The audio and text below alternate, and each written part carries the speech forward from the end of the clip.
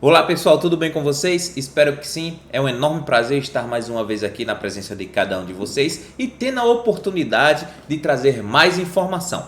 Hoje eu irei mostrar para vocês como acontece o acionamento dos serviços de emergência. Como ocorre esse fluxo? Algumas pessoas andaram perguntando, será que o resgate demorou para chegar no acidente de Marília Mendonça? Será que não demorou? Então é sobre isso que iremos falar hoje. Vocês irão entender por que em algumas situações esses serviços levam algum tempo para chegar nos locais das ocorrências, tá bom? E para você que não me conhece, meu nome é Heberton Araújo, sou fisioterapeuta, especialista em fisioterapia neurológica, em fisioterapia esportiva, MBA em auditoria de saúde, também trabalho há 13 anos no serviço de atendimento móvel de urgência aqui do Rio Grande do Norte, tá bom? Para quem não sabe, eu sou de Natal. Então, pessoal, eu iria apresentar para vocês como é que funciona esse fluxo de acionamento e, como eu falei, os principais entraves que levam as equipes muitas das vezes demorar a chegar no local da ocorrência. E é importante que você fique até o final deste vídeo para que você possa compreender esse assunto por completo, porque infelizmente algumas pessoas não ficam até o final do vídeo, tá? Só fazem ler o título e comentam aí de forma precipitada, sem realmente ter noção do que foi tratado nos vídeos. Assim como aconteceu em vídeos anteriores, tá? Que eu tive que responder e explicar um pouco a pessoa que a pergunta dela já tinha sido respondida no vídeo. Então, pessoal, é importante que vocês fiquem até o final para que vocês possam saber de tudo e como acontece. Convidar você a conhecer o meu curso de Anatomia e Fisiologia do Aparelho Cardiovascular. Se você é da área de saúde, tem interesse em se aprofundar um pouco mais sobre as estruturas e o funcionamento do músculo cardíaco, eu convido você a conhecer o melhor curso sobre o tema. Então não perde tempo, é só clicar aqui embaixo. Então pessoal, vamos tomar como base o acidente aí que aconteceu com Marília Mendonça, um acidente aéreo. Vocês vão entender como ocorre toda a dinâmica das equipes de resgate, tá? Das equipes de emergência, bombeiro e SAMU nesse caso específico.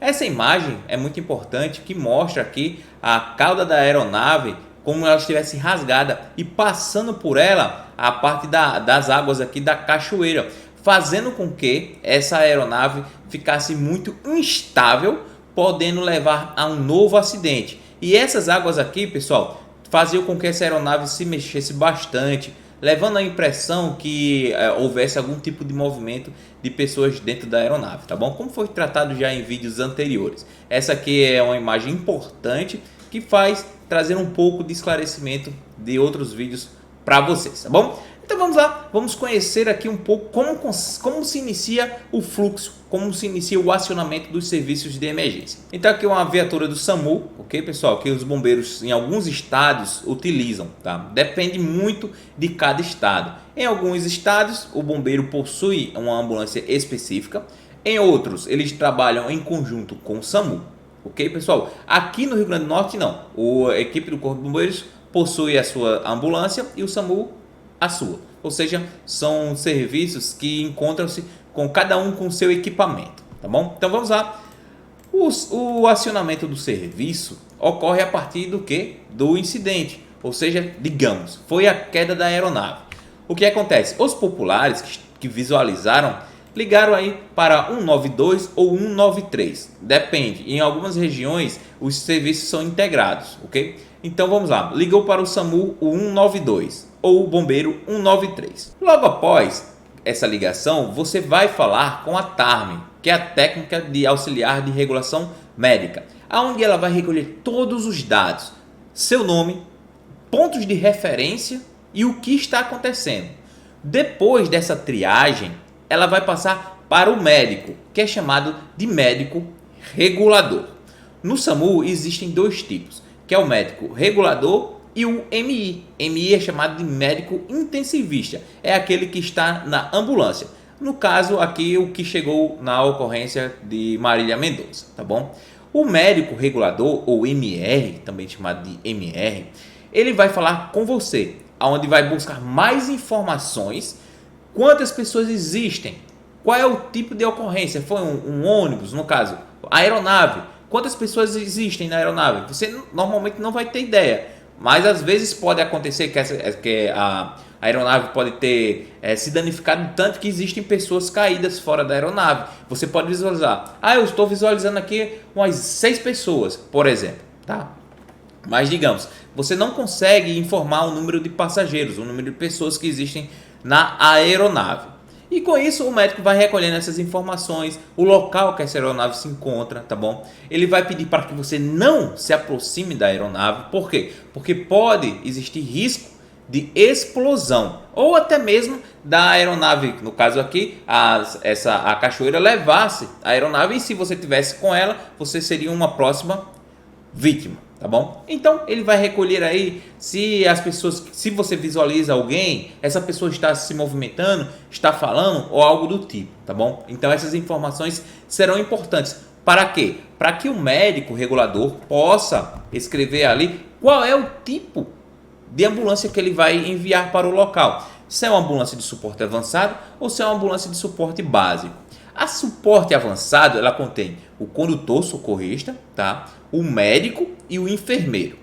Já na de suporte básico, ela tem o condutor socorrista e o técnico de enfermagem.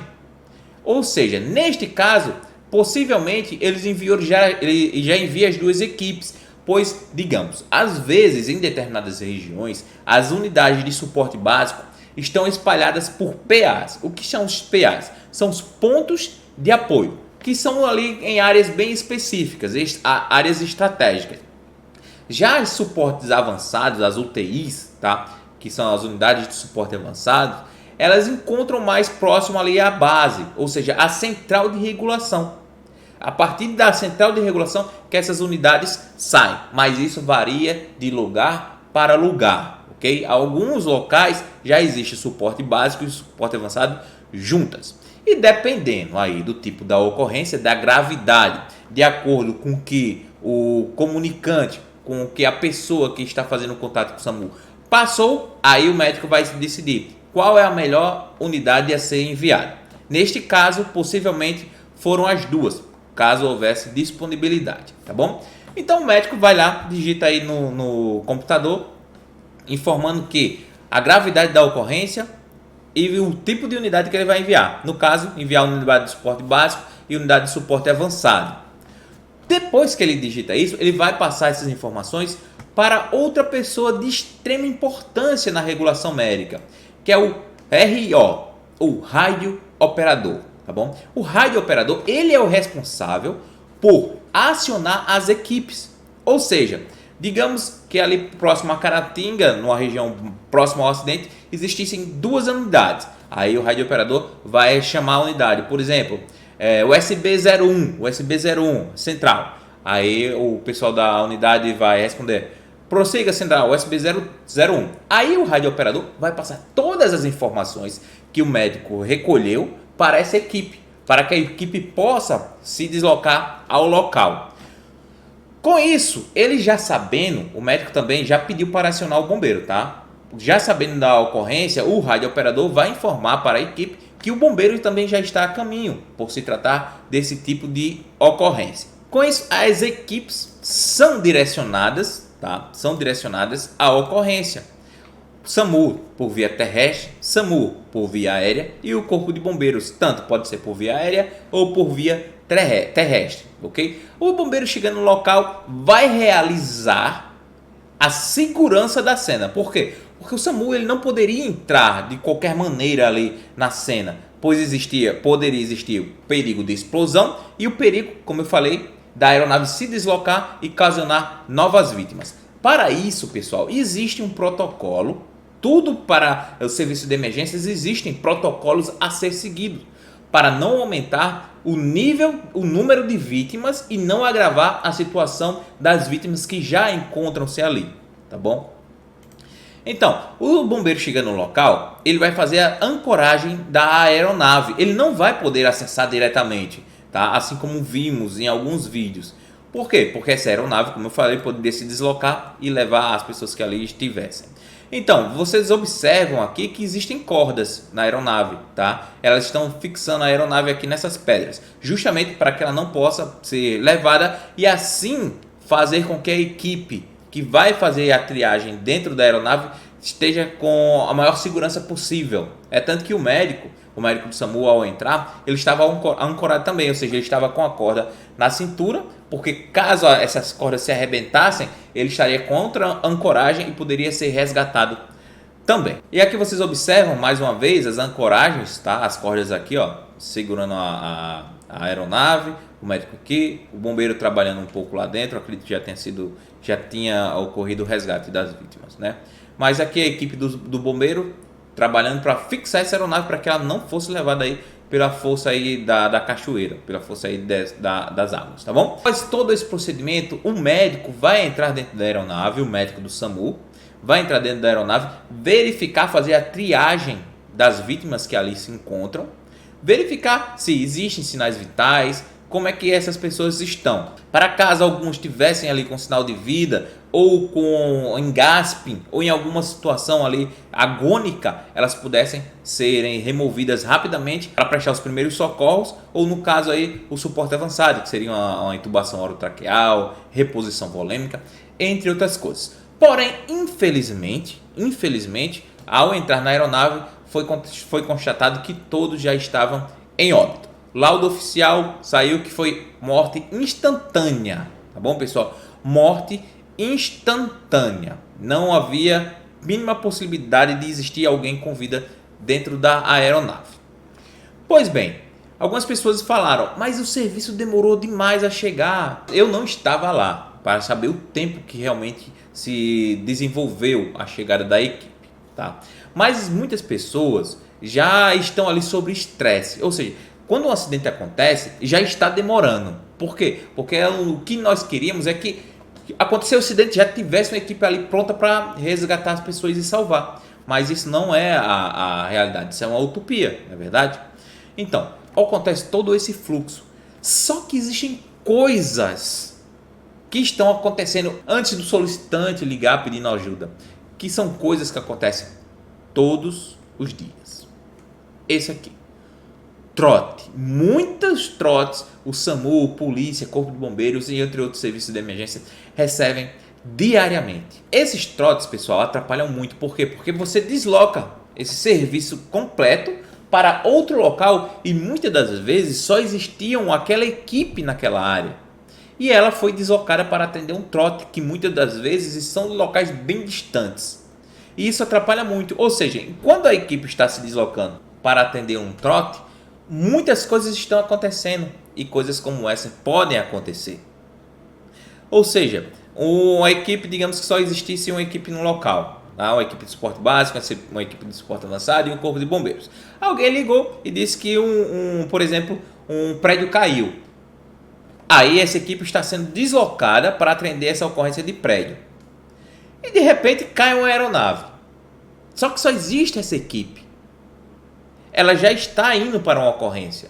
Você concorda comigo que essa aeronave que caiu vai esperar muito tempo até que a equipe que foi direcionada para um desabamento, por exemplo, chegue e constate que não existe esse desabamento, que foi apenas um trote, para ela ir para essa ocorrência e voltar? O tempo que se tomou aí foi extremamente alto. E com isso muitas vidas se perdem em nosso país, tá? Mas além do trote, existe outra coisa. O que é? Que são as macas presas. Isso mesmo, pessoal. Eu não sei se vocês já ouviram falar nisso, mas existe uma questão que acontece todos os dias, que são macas presas, onde param as viaturas, param as ambulâncias, seja do bombeiro, seja do SAMU, ficam ali horas e horas à espera de uma maca. E com isso, as ocorrências estão acontecendo. As ocorrências ocorrem a todo instante. E situações como essa, vamos lá, mais uma vez, exemplificar. Se existisse apenas uma equipe e essa equipe estivesse com a maca presa no hospital, como haveria esse resgate? O tempo que esse resgate iria correr? Não tem como uma equipe sair do hospital sem maca para a ocorrência. Por quê? Porque chegando lá, como é que vai levar esses pacientes para o hospital? Então, pessoal, essas são algumas situações de outras várias. Trânsito, por exemplo, a ambulância ali com a sirene ligada na esquerda e os carros tranquilo, ainda pede para você ir para o outro lado. Por quê? Porque a faixa da esquerda, pessoal, foi criada ali para a faixa de veículos de velocidade, de ultrapassagem. E muitas pessoas utilizam como se estivesse na faixa da direita, lentamente. E as viaturas pedindo passagem, as pessoas não dão. Apesar de ser infração de trânsito, mas poucas pessoas ligam para isso. E isso atrapalha o socorro. Tá bom? Temos que nos colocar na posição que, às vezes, aquela ambulância, digamos, se você está no trânsito, aquela ambulância pode estar indo socorrer um parente seu e você não sabe, né? Então, seria importante que todos, ao ouvir sirenes, seja de ambulância, seja do Corpo de Bombeiros, seja da polícia, liberem a faixa da esquerda, para que essas ambulâncias, para que esses serviços cheguem o mais rápido possível às ocorrências, tá bom? Então, pessoal, isso aqui foi para mostrar um pouco de como acontece o acionamento do fluxo do serviço de emergência, por que às vezes demora, tá bom? Devido a essas questões que eu falei para vocês. Então, eu espero ter ajudado. Qualquer coisa, deixa aqui nos comentários. Então, um forte abraço e até a próxima. Valeu!